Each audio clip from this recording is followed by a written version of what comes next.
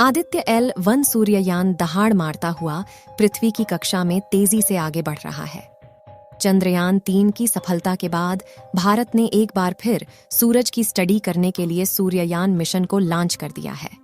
हमारा Aditya L1 mission सूर्ययान 2 सितंबर 2023 को रविवार के दिन दोपहर के 11:50 पर श्रीहरिकोटा में स्थित सतीश धवन स्पेस सेंटर से सूरज की सफल उड़ान के लिए रवाना होता है। भारत का यह पहला सूर्य मिशन है जो कि सूर्य के पास जाकर सूरज के बारे में स्टडी करेगा। हालांकि इससे पहले नासा भी सूर्य मिशन कर चुका है, लेकिन भारत के आदित्य L1 का उद्देश्य बिल्कुल अलग होने वाला है। सूर्ययान आदित्य कहां पर पहुंचा? सूर्ययान आदित्य L1 सूरज की जलती गर्मी का सामना कैसे करेगा? आखिर आदित्य L1 सूरज पर कब तक पहुंचेगा? और इस समय आदित्य L1 क्या कर रहा है? इन सभी प्रश्नों के जवाब जानने के लिए इस वीडियो के अंत तक अवश्य बने रहे। आदित्य L1 सूरज की सफल उड़ान के लिए जब से रवाना हुआ है, तब से इसरो के वैज्ञानिकों में खुशी का माहौल छाया हुआ है, क्योंकि चंद्रयान 3 का सफल होना वैज्ञानिकों को और भी भरोसा दिलाता है कि हमारा सूर्य मिशन जरूर सफल होगा। चंद्रयान 3 को चांद पर पहुंचने में 1 महीना 10 दिन का समय लगा था, जबकि आदित्य L1 को अपने लक्ष्य तक पहुंचने में लगभग 4 महीने का समय लगेगा। यह सफर इतना भी आसान नहीं होने वाला है। इसका सफर चंद्रयान 3 से काफी ज्यादा मुश्किलों से भरा होने वाला है। चंद्रयान को लगभग 3,84,000 किलोमीटर की दूरी पर जाना था, जबकि सूर्ययान को धरती से लगभग 10.5 लाख किलोमीटर की दूरी पर जाना है। दोस्तों, पृथ्वी से 10.5 लाख किलोमीटर की दूरी इतना महत्वपूर्ण इसलिए है क्योंकि इस दूरी पर पृथ्वी का गुरुत्वाकर्षण बल और सूर्य का गुरुत्वाकर्षण बल किसी भी वस्तु पर बराबर कार्य करता है, जिससे कि किसी भी यान पर नेट गुरुत्वाकर्षण बल 0 हो जाता है। इसके लिए काफी ज्यादा powerful rocket launch vehicle PSLV-C-57 का इस्तेमाल किया गया है। इस समय आदित्य सूर्ययान पृथ्वी की पहली कक्षा को छोड़कर दूसरी कक्षा में प्रवेश कर चुका है। सूर्ययान की कक्षा का बदलाव 5 सितंबर के दिन लगभग सुबह 3 बजे किया गया। जब सारे भारतीय सो रहे थे, तभी इसरो के वैज्ञानिक जाकर इस मिशन पर नजर बनाए बैठे थे। इसरो के वैज्ञानिकों ने जानकारी देते हुए बताया कि अब इसकी अगली कक्षा का बदलाव 10 सितंबर के दिन 2:30 पर किया जाएगा। अब आपके मन में सवाल आ रहा होगा कि क्या यह सूरज की सतह पर लैंडिंग करेगा? तो हम आपको बता दें कि इसका मिशन चंद्रयान 3 के मिशन से बिल्कुल अलग होने वाला है, क्योंकि चंद्रयान ने चांद पर लैंडिंग की थी, जबकि हमारा आदित्य L1 सूरज पर लैंडिंग नहीं करेगा, बल्कि सूरज से कुछ दूरी पर स्थित बिंदु पर रहकर सूरज की स्टडी करेगा। आदित्य L1 को लैग्रेंजियन बिंदु तक पहुंचने में करीब 4 महीने का समय लगेगा। इस दौरान यह 15 लाख किलोमीटर का सफर तय करेगा। चंद्रयान 3 की तरह यह भी अलग अलग कक्षाओं से गुजरकर अपने लक्ष्य तक पहुंचेगा। यानी आदित्य L1 को भी सीधे नहीं भेजा जाएगा, क्योंकि अगर सीधे लैग्रेंजियन बिंदु तक भेजा जाएगा तो काफी ज्यादा पावरफुल रॉकेट का इस्तेमाल करना होगा, जिसके लिए मिशन का खर्चा काफी ज्यादा बढ़ जाएगा। आपको जानकारी के लिए बता दें कि अंतरिक्ष में 5 लैग्रेंजियन बिंदु हैं, जिन्हें L1, L2, L3, L4 और L5 के रूप में परिभाषित किया गया है। अब सवाल आता है कि सूर्य का अध्ययन लैग्रेंजियन बिंदु से ही क्यों किया जाना है? क्या किसी और स्थान से सूर्य का अध्ययन नहीं किया जा सकता? तो इसके लिए आपको बता दें कि इस स्थान पर सूर्य और पृथ्वी का गुरुत्वाकर्षण बल बराबर होता है। इसके लिए यहाँ पर किसी भी स्पेसक्राफ्ट को रुकने के लिए फ्यूल की आवश्यकता नहीं होती है।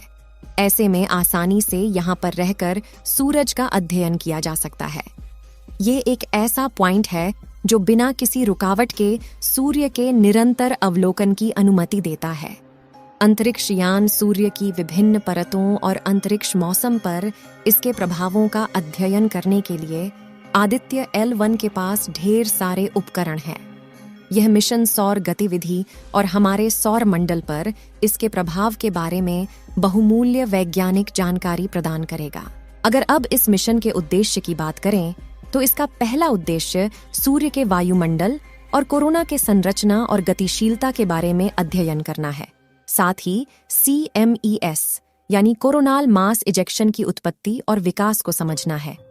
और इसका दूसरा उद्देश्य सौर गतिविधि और अंतरिक्ष मौसम के बीच संबंधों को समझकर अध्ययन करना और साथ ही सौर गतिविधि के प्रभावों को पृथ्वी के वातावरण और जलवायु को समझना है। हमारा सूर्ययान पहले पृथ्वी का 5 चक्कर लगाएगा, उसके बाद 6वें चक्कर में पृथ्वी की कक्षा को छोड़कर अंतरिक्ष में चला जाएगा। इस तस्वीर में आप देख सकते हैं कि कैसे आदित्य L1 पृथ्वी की कक्षा को छोड़कर बाहर निकलेगा और काफी ज्यादा स्पीड से आगे बढ़ेगा। उसके बाद यह L1 पॉइंट के कुछ दूर पहले ही दोबारा घूमकर थोड़ी दूर पीछे आएगा। इस दौरान यह अपनी स्पीड को काफी ज्यादा धीमा करेगा। उसके बाद यह L1 पॉइंट के चारों ओर चक्कर लगाता हुआ अपने मिशन पर काम करेगा। इस समय सूर्ययान 245 किलोमीटर इंटू 22,459 किलोमीटर की कक्षा में पृथ्वी का चक्कर लगा रहा है और यह करीब 6 जनवरी 2024 के दिन L1 बिंदु तक पहुंचेगा। इस बीच इसरो को काफी ज्यादा सावधानी बरतनी होगी क्योंकि अंतरिक्ष में उल्का पिंड और पत्थरों से टकराने का खतरा बना रहता है। अगर हमारा आदित्य L1 किसी पत्थर या उल्का पिंड से टकरा जाता है तो इसरो के मिशन पर पानी फेर उठेगा। आपके मन में भी सूर्य के लेकर काफी ज्यादा सवाल उठते होंगे। तो चलिए, क्यों ना हम सूरज के बारे में थोड़ी सी जानकारियां आपको देते हैं। धरती से देखने पर हमें सूर्य लाल और पीला रंग का दिखाई देता है और वास्तव में सूर्य का रंग ऐसा ही है क्योंकि सूरज गैसों से बना हुआ आग का गोला है जो कि नाभिकीय संलयन द्वारा लगातार जलता रहता है। हमारी धरती सूर्य से लगभग 15 करोड़ किलोमीटर दूर है और हमारे सौरमंडल में कुल 9 ग्रह मौजूद है। हमारी पृथ्वी सूर्य का तीसरा सबसे नजदीक ग्रह है जो सभी ग्रहों से बिल्कुल अलग है। आग के इस गोले के अंदर का तापमान 1.5 करोड़ डिग्री सेल्सियस बताया जाता है। सूरज पृथ्वी से करीब 13 लाख गुना बड़ा है और इसका गुरुत्वाकर्षण बल भी पृथ्वी से 27 गुना ज्यादा है। आपको जानकर हैरानी होगी कि यह जो तारे हमें आसमान में दिखाई देते हैं, यह सभी तारे सूर्य हैं और कुछ तारे ऐसे हैं जो कि हमारे सूर्य से भी ज्यादा बड़े हैं। और इन सभी सूरज के पास भी काफी ज्यादा ग्रह है जो कि उनका अलग अलग चक्कर लगाते हैं। जिस तरह नवग्रह सूर्य के चक्कर लगाते हैं, इसी तरह इन सभी तारे के पास भी अनेक ग्रह हैं जो कि इनके चक्कर लगाते रहते हैं। हमारा सूर्ययान आदित्य L1 16 दिनों तक पृथ्वी की कक्षा में चक्कर लगाएगा, उसके बाद अंतरिक्ष में चला जाएगा। सूर्ययान के सफल होने की दुआएं आप लोग कमेंट बॉक्स में करते रहें। इस वीडियो को एक लाइक जरूर करें और अपने मित्रों तक इस वीडियो को शेयर करें ताकि उन्हें भी जानकारी मिल सके। और अपने भरोसेमंद चैनल को सब्सक्राइब जरूर करें और बेल आइकन को ऑल पर सिलेक्ट करना बिल्कुल ना भूलें।